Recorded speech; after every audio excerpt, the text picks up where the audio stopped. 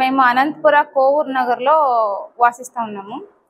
నేను బెంగళూరు, నాది లోకల్. నేను ఇక్కడికి వచ్చి 8 నెలలే అయిందండి. నా బిజినెస్ అంతా బెంగళూరులోనే ఉండేది. యలంక దగ్గర మా బిజినెస్ అంతా ఉండింది. నేను యాక్చువల్లీ బెంగళూరులోనే నేను కూడా ఉండింది. ఇప్పుడు వచ్చి 8 నెలల నుంచి మేము కోవూర్ నగర్లో మా ఇల్లు ఉంది, అక్కడ మేము ఉన్నాము. నాది కల్పవృక్ష డెవలప్మెంట్ ఆర్గనైజేషన్ సంస్థ ఉండదు. ఆ సంస్థలో నేను గవర్నమెంట్ నుంచి, సెంట్రల్ గవర్నమెంట్ నుంచి ప్రాజెక్టు రకరకాల వర్క్ని చేపిస్తూ నేను 12 ఏళ్ళు కిందటి నుంచి పని చేసుకుంటూ ఉన్నాను. దీనికి కొంతమంది ఇన్వెస్ట్మెంట్ పెడతారు, మళ్ళీ ఒక 3 నెలల, 6 నెలల, 8 నెలలకు అట్లా వెనక్కి తీసుకుంటారు. మాకు ఇన్కమ్ వచ్చే దాంట్లో మేము ఆ ఇన్కమ్ వచ్చిన తర్వాత మేము డివైడ్ చేసి ఇచ్చినవి ఉన్నాయి, ప్రూఫ్తో సహా ఉన్నాయి. కొన్ని సందర్భంలో నాకు ఈ ప్రాజెక్ట్ వల్ల ఏమైనా డిలే అయ్యి పేమెంట్ వచ్చేది లేట్ అయినప్పుడు మేము చెప్పిండే టైము తేడా వచ్చినప్పుడు వీళ్ళు ఏం చేసినారంటే మా ఆయన్ని బ్లాక్మెయిల్ చేస్తూ అంత డబ్బులు ఇవ్వాలా, నువ్వు ఇన్ని కోట్లు ఇవ్వాలా, 5 లక్షలు 10 లక్షలు ఉండేటి వాళ్ళంతా అన్ని కోట్లు ఇవ్వాలా, ఇన్ని కోట్లు ఇవ్వాలా, ఈయనకి అంత వచ్చింది ఇంత వచ్చింది, ఆ తాలూకులో అట్లా చేసినాడు, ఈ మండలంలో ఇట్లా చేసినాడు అని బ్లాక్మెయిల్ చేస్తూ పోలీస్ డిపార్ట్మెంట్కి కంప్లైంట్ ఇచ్చినారు.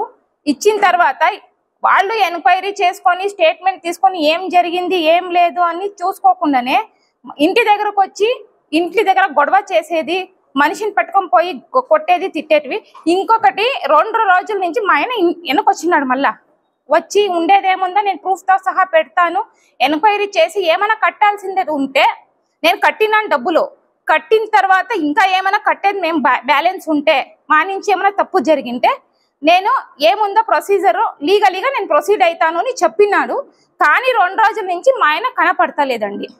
నేను రకరకాల ప్రయత్నం చేస్తున్నా. మా ఆయన యాడున్నాడో ఏమో నాకు తెలీదు. ఎవరి గురించి ఎవరు పిలుచుకొని పోయినారో, మా కార్ కనపడతలేదు, ఎవరు పిలుచుకొని పోయినారో, కొట్టినారు, తిట్టినారు, చాలా బెదిరించినారు. మా ఆయన్ని బ్లాక్మెయిల్ చేస్తూ మీడియాకంతా ఇచ్చినారు. కర్ణాటకలో నాకు అక్కడ కొద్ది పేరు ఉంది అని, అక్కడంతా కర్ణాటకలో అంతా నా పేరు చెడగొట్టాలా అని, నా సంస్థ పేరు చెడగొట్టాలా అని అక్కడంతా రకరకాల ప్రయత్నం చేస్తూ 10 లక్షలు 5 లక్షలు ఉండేటివంతా కవరింగ్ చేస్తా, వేరే రకాల ప్రయత్నం చేస్తా కోట్లు అని మాట్లాడినారండి. 10 లక్షలు 5 లక్షలు ఉండే వాళ్ళంతా ఈరోజు 30 కోట్లు, 10 కోట్లు, 5 కోట్లు, 1 కోటి అనే ఆ టైప్లో మాట్లాడి మీడియా ముందుకు వచ్చి మాట్లాడినారండి. దీనికి ఏం సమాధానం చెప్తారో వాళ్ళు నాకు తెలియదండి. ఈరోజు నాకు పరువు నష్టమైంది. నేను ఊరిడిసి వదిలేసి పోయినాను. యాక్చువల్లీ నేను అనంతపూర్లోనే ఉన్నాను, కోవూర్ నగర్లోనే ఉన్నాను, నా ఇంట్లో నేను ఉన్నా. మా ఆయన లేదు, ఎలా అంటే ఆయన బిజినెస్ మీద వెళ్తూ ఉంటాడు. ఇదేం కొత్తది కదా, ఆయన పోతాడు వస్తాడు. ఇదన్నీ తెలుసుకొని ఇంటి దగ్గరకు వచ్చి పోయినారు, గొడవలు చేసినారు, అన్నీ చేసినారు. మా ఆయన వచ్చిన తర్వాత ఏముందో మాట్లాడుకొని క్లోజ్ చేస్తామండి అని నేను కానీ చెప్పినాను. ఫోన్లో కాంటాక్ట్లు ఉన్నారు, అంతా ఉండి మాట్లాడేసి నాతో ప్రతి ఒక్కటి కానీ ప్రూఫ్తో సహా ఉన్నాయి. అందరూ మాట్లాడిండేటివి, నేను టైం చెప్పిండేటివి. ఇంకా కొంతమంది 2 శారద అనే ఆమె, ప్రియాంక రమేష్ అనే ఆమె, మళ్ళా తిరుమలేషు పూజ అనే ఆమె, వాళ్ళు నాకు ఫోన్లో బ్లాక్మెయిల్ చేస్తూ మా ఆయనని ప్రియాంక అనే ఆమె, శారద అనే ఆమె మా ఆయనతో పర్సనల్గా కాంటాక్ట్ ఉండి ఆయనతో ఫోటోలు అవి ఇవి తీసుకొని చాలా మాట్లాడుకొని ఒక లెవెల్కి వచ్చిన తర్వాత ఈ మ్యాటర్ నాకు తెలిసిందండి. తెలిసిన తర్వాత నేను ఇంట్లో కొన్ని విషయాల్లో ఎంక్వైరీ చేసినాను. ఈ ఆడవాళ్ళు ఎందుకు మాట్లాడుతూ ఉన్నారు ఏమి అని. తర్వాత వీళ్ళు ఇట్లా ఇన్వెస్ట్మెంట్ పెట్టినారు, ఆడవాళ్ళు ఇన్వెస్ట్మెంట్ పెట్టిన తర్వాత ఇంట్లో చెప్పకూడదు అని ఆయన సైలెంట్గా ఉండి మళ్ళీ ఫైనల్కి వచ్చిన తర్వాత నాకు ఈ మ్యాటర్ తెలిసింది. నేను అప్పుడు ఎంట్రీ అయినాను. ఆ విషయంలో నేను ఎంట్రీ అయినాను. ఇప్పుడు మీడియాలో ఏం వస్తూ ఉంది, ఈమె ఫ్రెండ్స్ వీళ్ళందరూ ఫ్రెండ్షిప్ చేసుకొని డబ్బులన్నీ మా ఆయనకి ఇప్పిస్తూ వేరే రకరకాలుగా డబ్బులింగ్ చేపిస్తాను అని ఇప్పిస్తూ ఆమె అందరికీ మోసం చేసుకొని ఈ దంపతులు ఇట్లా మోసం చేసి అనంతపురం నుంచి ఊరు వదిలి వెళ్ళిపోయినారు. ఇట్లా మోసం చేస్తున్నారు, డబ్బులింగ్ చేస్తున్నారు. యాదన ఒక్కటి ఇన్సిడెంట్, ఒక్కటి ప్రూఫ్తో సహా ನನಗೆ డబ్బులింగ్ చేస్తాం. ఎవరైనా కానీ ఎట్లా కోటాధీశులైనా వారానికి డబ్బులింగ్ చేసి ఎవరు చేతను కాదండి, ఎవరు చేయరండి. ఇప్పుడు కల్పవృక్ష డెవలప్మెంట్ ఆర్గనైజేషన్ పెట్టుకున్న తర్వాత అది ఆర్గనైజేషన్ NGOకి సంబంధించింది. అది సోషల్ సర్వీస్ చేయగలము. ప్రాజెక్ట్ వస్తే డబ్బులు ఇన్వెస్ట్మెంట్ పెట్టుకుంటాము, ప్రాజెక్ట్ అయిపోయిన తర్వాత వచ్చే ఇన్కమ్ లో మేము తీసుకుంటాము, వాళ్ళకు ఇస్తాము. లేదు అనలే, వారానికి ప్రాజెక్ట్ క్లోజ్ కాదు, ఇంకొకటి దాంట్లో డబ్లింగ్ చేస్తాము అని ఒక బిగ్ టీవీలో కర్ణాటక టీవీలో ఒక లాయరు ఈ తిరుమలేష్ అనేవాడు మాట్లాడినారండి. మాట్లాడిండేది ఎంత మాత్రం సరి అనేది నాకు అర్థం కాలే. దీనికి వీళ్ళందరూ ఒక రోజు నాకు పరువు నష్టం వేస్తాను నేను. దీనికి వీళ్ళందరూ ఒక రోజు నాకు ఆన్సర్ ఇవ్వాల. అది ఎంతవరకు కరెక్ట్ ఉంది ఏమి అని ప్రూఫ్ తో సహా పెడతాను. ఈమె ప్రియాంక అనే ఆమె మా ఆయనతో బాగా ఉండి మాట్లాడుకొని కొన్ని ప్రూఫ్లతో సహా ఉంది. నా దగ్గర వీడియోస్ ఉన్నాయి, ఫొటోస్ ఉన్నాయి. నేను అది ఇంకా నెక్స్ట్ ఒక ఎపిసోడ్ లో కానీ నేను మీడియా ముందర వస్తానండి ప్రూఫ్ తో సహా. ఇది ఇట్లే మా ఆయన కనబడుకోకుండా ఇంటికి రాకోకుండా ఆయనకి ఏమైనా వేరే రకంగా ఏమైనా జరిగిందంటే నేను మళ్ళా మీడియా ముందర వస్తానండి. వచ్చి ఆమె ఏమేం చేసింది, శారదా అనే ఏమేం చేసింది, శారదా ఆమెకి ఎంత డబ్బులు పోయినాయి అకౌంట్ కి, ఈ ప్రియాంక అనే ఆమెకి ఏమేం డబ్బులు పోయినాయి, ఆమె మా ఆయనతో ఏమేం డబల్ గేమ్ ఆడింది, ఇవన్నీ నేను మీడియా ముందర పెట్టగలనండి. పెట్టక నేను ప్రూఫ్ తో సహా పెట్టుకున్నానండి. పెట్టుకొని ఇవన్నీ ఏం కర్ణాటకలో దుష్ప్రచారం చేసినారు, ఆంధ్రాలో నాకే పరువు నష్టం తీసినారు, ఊరు వదిలిపోయినారు అనేది ప్రూఫ్ తో సహా వాడు పెట్టాలండి. నాకు మేము ఎక్కడికో పోలేదు, ఊరు వదిలిపోలేదు. ఇంకొకటి మా అమ్మ నాన్న పేరు తీసి మా అమ్మ నాన్న ఫోటోలు వేసి మాకి పరువు తీసినారండి. వాళ్ళకి ఎటువంటి సంబంధాలు లేవు. కర్ణాటకలో ఉండేది వాళ్ళు, నేను ఉండేది ఇప్పుడు ఆంధ్రాలో. వాళ్ళు ఎటువంటి ఒక వ్యవహారానికి వచ్చింది లేదు. వాళ్ళకి ఒక్క వ్యవహారం గురించి తెలియదండి. వాళ్ళు ఇంట్లో ఉండే వాళ్ళకి మా నాన్న బ్రెయిన్ స్ట్రోక్ అయ్యి బెడ్ మీద ఉన్నాడు, ఆయన ఫోటోలు వేసి ఈయన ఇట్లా చేపించినాడు కూతురు దగ్గర, ఈమె ఇట్లా చేపించింది, ఈ తల్లిదండ్రులు ఇట్లా దొంగోళ్ళు, వీళ్ళిద్దరు దొంగోళ్ళు. ఇప్పుడు దొంగతనం చేసినానా? లేదు. మా ఆయన దొంగతనం చేసినాడా? లేదు. వేరే ఏమన్నా వాళ్ళకి బ్లేమ్ చేసి డబ్బులు పీక్కొని వచ్చినామా? లేదు. ఇది జరిగిండేదేమి అన్ని డిస్కషన్ చేస్తారు. వాళ్ళు నచ్చితేనే వ్యవహారానికి వస్తారు, ఇన్వెస్ట్మెంట్ పెట్టింటారు.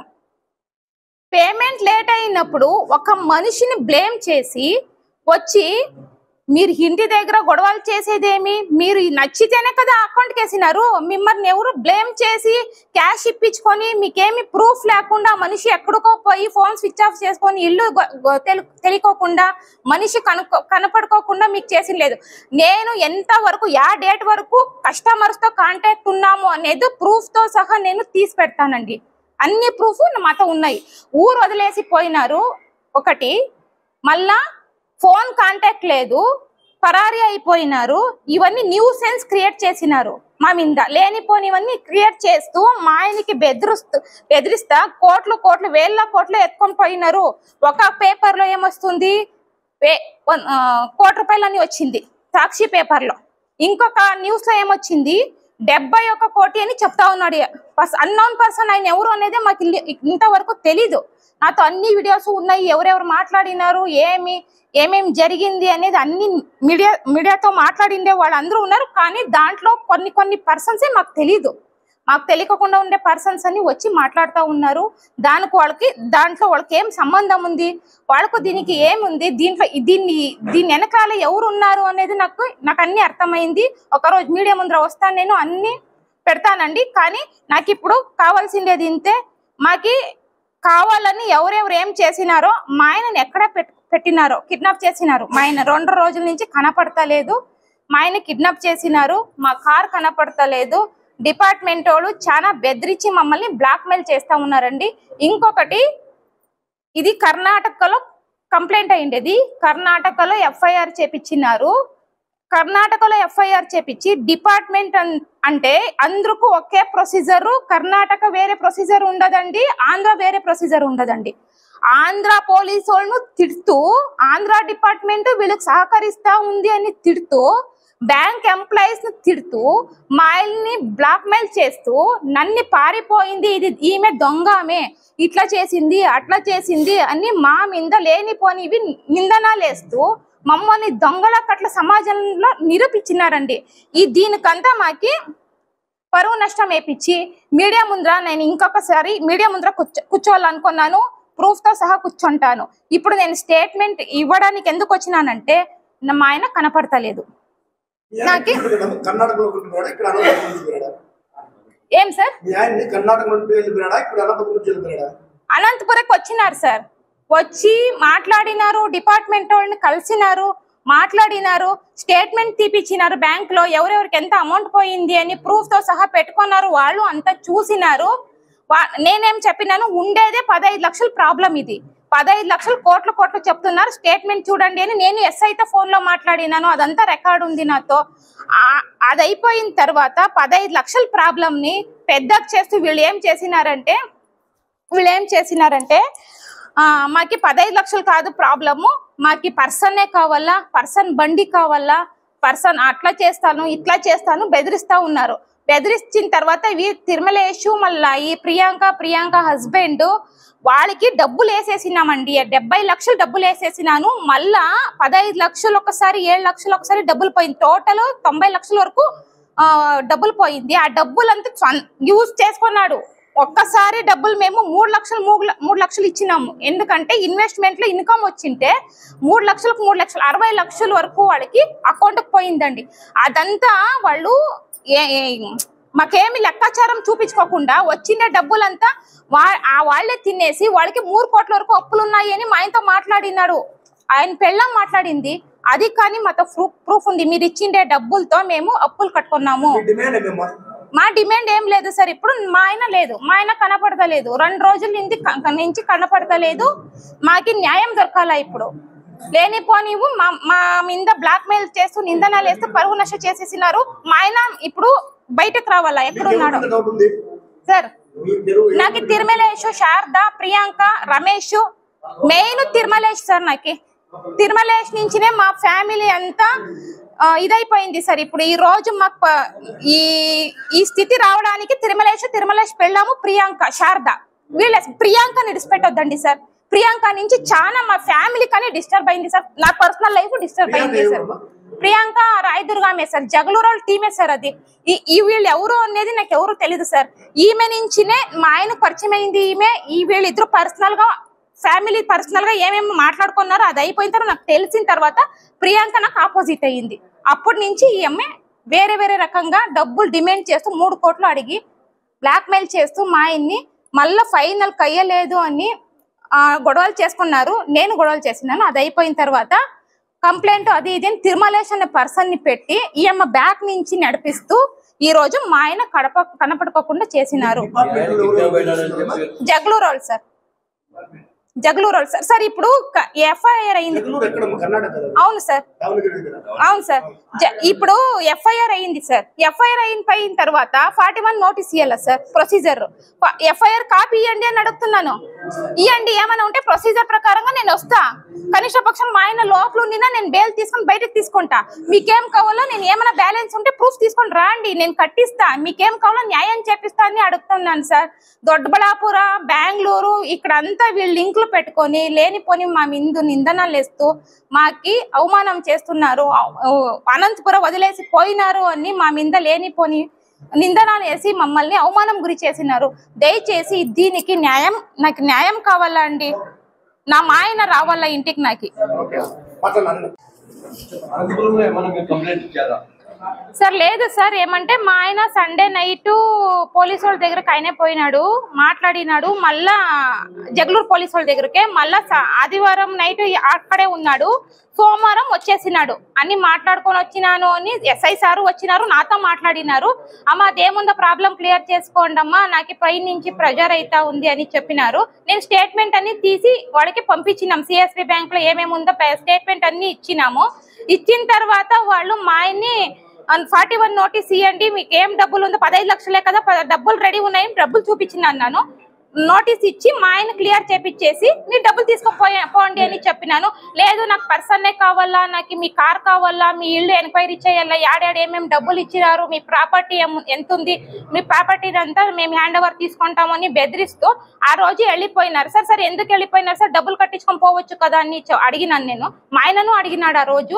దానికి ఏమన్నారు, ఇది అక్యూజ్డ్ మిస్ అయిపోయినాడు అని నేను వేరే ఒక కేసు పెట్టుకొని ఈయనకి ఏం చేపిస్తాను చూడమ్మా అని అన్ని మాతో బెదిరించినాడు. బెదిరించిన తర్వాత మా ఆయన పారాడుకొని డబ్బులన్నీ రెడీ చేసుకొని మేము అనంతపూర్లోనే ఉన్నాం సార్.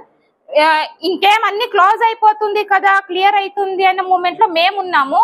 దాని లోపల ఈయనకి బెదిరిస్తూ ఫోన్ కాల్ వస్తున్నాయి. కానీ ఏం జరిగిందేమో తెలియదు, నిన్నటి నుంచి మా ఆయన కనపడలేదు. దానికి నేను ఈ రోజు నైట్ అంతా చూసినాను వస్తాడేమో అని ఈ రోజు ప్రెస్ మీడియా ముందర వచ్చినాను.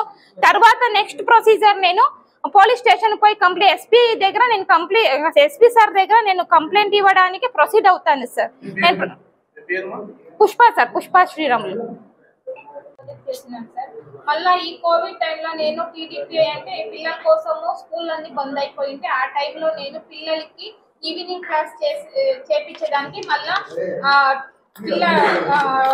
ఎవరైతే నిరుద్యోగులు ఉంటారో వాళ్ళకి ఒక పని దొరుకుతుంది అనే కాన్సెప్ట్ లో టీచర్ పని దొరుకుతుంది ఈవినింగ్ క్లాసెస్ చేస్తే అనే దానికోసము ఈ టీడీపీ అంటే ట్యూషన్ ప్రాజెక్ట్ అది అదొకటి చేసిందే సార్. అది 100 CR ప్రాజెక్ట్ సార్. అది అయిపోయిన తర్వాత మళ్ళీ ఇప్పుడు నేను వేరే ప్రాజెక్ట్స్ ఇప్పుడు ఒక 3 months బ్యాక్ నుంచి నేను అగ్రిమెంట్ చేసుకున్నాను సార్. ఆ అగ్రిమెంట్ చేసుకున్న తర్వాత ఆ డబ్బులకి పట్టుబడి పెట్టుకున్నాను సార్ నేను వాడితో. ఇంకొకటి మేము ఏదైనా భూ వ్యవహారం కానీ మా ఆయన చేస్తాడు సార్. ఆ భూ వ్యవహారం కానీ ఏమైనా పెద్దగా ఏమైనా చేసినప్పుడు డబ్బులు ఇన్వెస్ట్మెంట్ కావాల్సింది ఉంటే దాని గురించి తీసుకొని ఇన్వెస్ట్మెంట్ పెట్టి మళ్ళీ మేము ఇన్కమ్ వచ్చిన తర్వాత వాళ్ళు డివైడ్ చేసేస్తాం సార్. ఇట్లా వ్యవహారం జరిగింది సార్. ఇంకా ఆయన భార్య అయినటువంటి